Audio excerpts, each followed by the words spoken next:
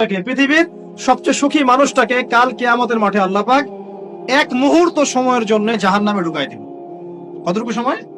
এক মুহূর্ত। আল্লাহ পাক জানেন কতটুকু সময়। এরপর তাকে বের করে বলবেন, দুনিয়াতে সুখে ছিলা?